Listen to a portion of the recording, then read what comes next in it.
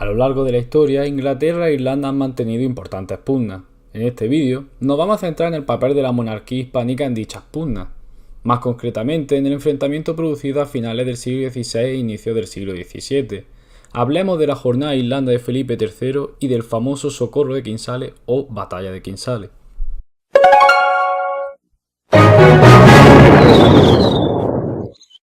Antes de entrar de pleno con la cuestión del vídeo, Socorro de Kinsale, tenemos que definir a nuestros tres actores principales: Inglaterra, Irlanda y la monarquía hispánica.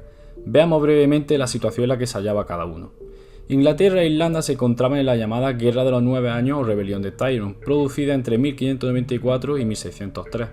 Las causas de este conflicto son el avance inglés por Irlanda y el avance, junto al inglés, del protestantismo, del anglicanismo, en contraposición del catolicismo en Irlanda. O'Neill de Tyrone y O'Donnell serán las cabezas destacadas de esta resistencia, siendo un conflicto desarrollado en el norte de Irlanda en su mayor parte. Inglaterra no solo atenderá a estos problemas, pues en la revuelta de Essex de 1601 tendrá un nuevo frente abierto. Ahora contextualicemos el caso hispano. Felipe III asciende al trono en 1598, donde podemos destacar su ambición por Inglaterra. ¿Quién no heredó de su padre el gusto por enviar una armada a Inglaterra?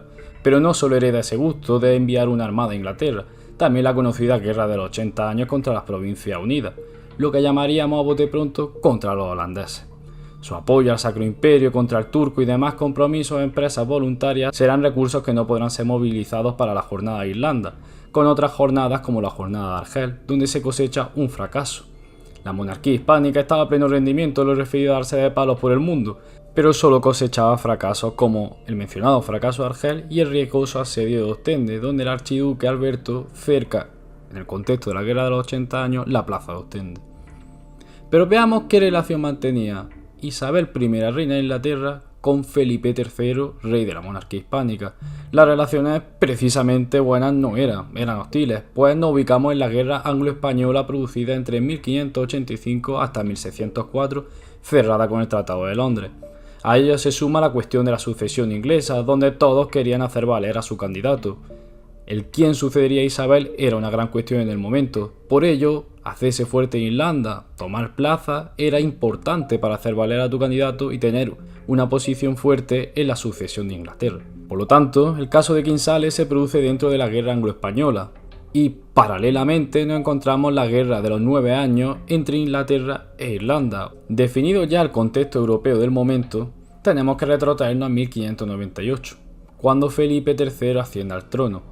La jornada de Irlanda inicialmente no se concebía como un socorro a los católicos irlandeses, sino como una gran ofensiva para ocupar Irlanda derrotando a Inglaterra y favoreciendo la paz en Flandes, ya que nos ubicamos dentro de la Guerra de los 80 años. Las penurias de finales del siglo XVI y la boda de Felipe III con Margarita de Austria, que se llevó a cabo junto a la boda de Isabel Clara Eugenia con el archiduque Alberto, todo ello en Valencia, retrasaría los preparativos para esta jornada. Debemos tener en cuenta que los preparativos para la empresa de Irlanda se harían paralelamente con acercamientos para intentar establecer una paz. Sin embargo, estos acercamientos podríamos decir que carecían de la voluntad negociadora que hacía falta para ello. Por ello, Felipe III seguía con sus miras puestas a la sucesión del trono inglés y puesta en Irlanda. La cuestión de Irlanda, sin embargo, se iba retrasando. Felipe III no empezó con buen pie su reinado. Los reveses de Newport, el riesgoso asedio a Ostende y el fracaso cosechado en Argel harán que la armada rumbo a Irlanda sea también una empresa de reputación. El joven monarca católico aspiraba a lograr éxitos militares que le diesen esa reputación perdida y con ello socorrer a los católicos irlandeses, los cuales aseguraban éxito al joven monarca. Se podría decir que le vendieron muy bien la empresa. Se pronosticaba el coste alrededor de unos 305.000 ducados y el envío de unos 6.000 a 7.000 hombres. Tras meses de preparativos, el 3 de septiembre de 1601 parte de Lisboa 33 navíos con destino a ir a Irlanda. Serían dirigidos por el capitán general de la Mar Océana, don Diego Brochero. En lo referido a la fuerza de desembarco, serían finalmente 5.478 militares, dirigidos por el capitán general el maestre de campo Juan de Águila, considerado este un contingente suficiente para apoyar la vuelta católica o mínimamente ocupar plazas fuertes en Irlanda. Realmente existía una escasez de avituallamiento dentro de las tropas, los recursos no eran precisamente abundantes y se esperaba que los irlandeses supliesen aquellas carencias. También existieron prisas a la hora de enviar dicha armada, lo que provocó una carestía de recursos. No es ni mucho menos la grande y felicísima armada, que no armada invencible, enviada por Felipe II, pero tenía otro objetivo y otra estrategia. Veamos los objetivos. Conseguir una posición muy favorable en la sucesión inglesa para hacer valer a tu candidato. Aquí el papado apoyó a Felipe III. Obtener ventaja y un posicionamiento beneficioso en las conversaciones de paz con Inglaterra. Apoyar la revuelta católica llevada a cabo por los irlandeses. Y la cuestión de la reputación del joven príncipe. Sin olvidar, sobre todo, principalmente, que la monarquía hispánica había obtenido grandes fracasos en sus empresas anteriores, por lo que se requería de un buen éxito militar. El mal cálculo con respecto a las condiciones climatológicas fue crucial. El 2 de octubre de 1601 la flota consigue arribar en la ciudad irlandesa de Kinsale, al sur de Irlanda. Sin embargo, no llega al contingente completo. Días antes la flota se vio azotada por una tormenta que acabó con 2 galeones y 6 barcos auxiliares. Dentro de estos barcos iba una gran cantidad de munición y un gran número de soldados. Con ello, Juan de Águila desembarcó con poca munición y con tan solo 3.400 hombres, no con los 5.400 que fueron. Esta cifra se verá reducida, pues a finales de octubre, debido a bajas, enfermedades y desertores, tan solo habría 2.500 hombres. Por otro lado, Diego de Brochero, junto a otros como Pedro de Zubiar, decidieron coger parte de esa flota y regresar a la península ibérica, todo ello con el objetivo de solicitar refuerzos y socorrer Kinsale. Los problemas no acaban aquí. El 4 de noviembre, el capitán inglés Lord Montjoy inicia el asedio de Kinsale al tomar una de las colinas cercanas a la ciudad. Con ello consigue que sus cañones tengan la capacidad completa de bombardear la ciudad. La resistencia de Kinsale dependía totalmente de la comunicación con los irlandeses católicos, aunque ello era difícil, pues se desembarcó al sur de Irlanda y las posiciones de los mismos se encontraban al norte de Irlanda. A ello se suma otra complicación que hayamos mencionado: Lord Montjoy sitiaba la ciudad con 7.000 hombres, 7.000 hombres muy armados y bien entrenados. La capacidad y rapidez de enviar ayuda por parte de Felipe III a Kinsale sería esencial.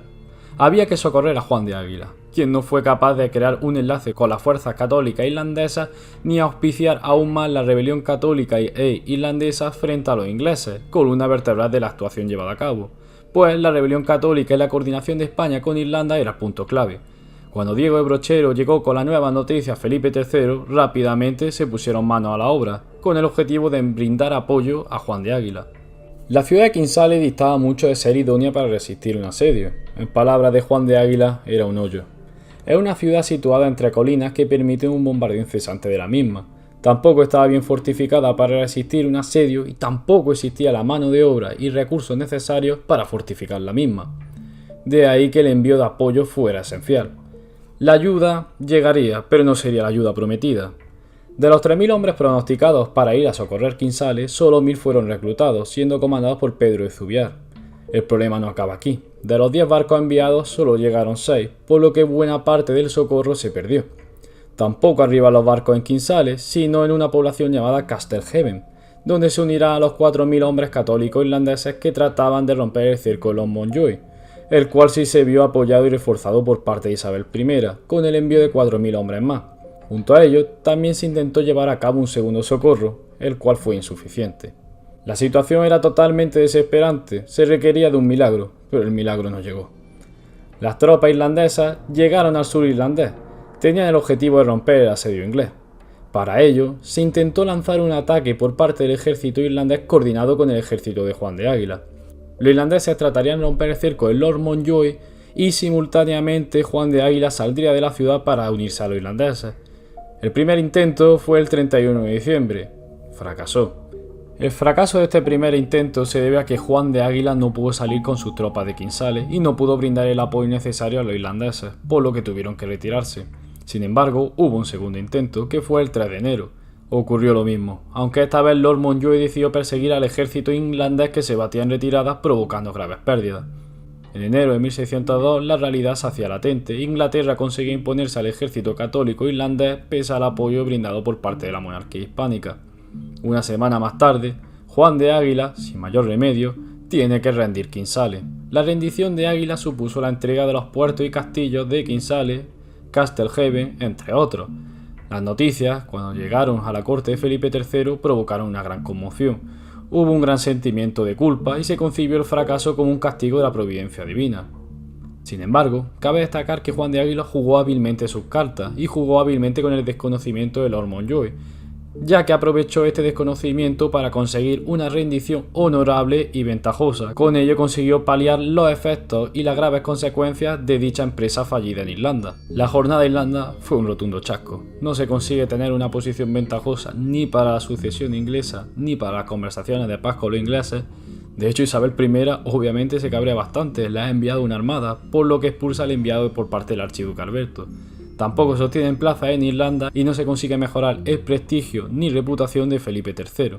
Es decir, un rotundo fracaso. Las consecuencias de dicha empresa en Kinsale no solo es la pérdida de barcos y hombres, también un miedo. Sobre la península se cierne el miedo a una represalia inglesa, al envío de una armada por parte de los ingleses.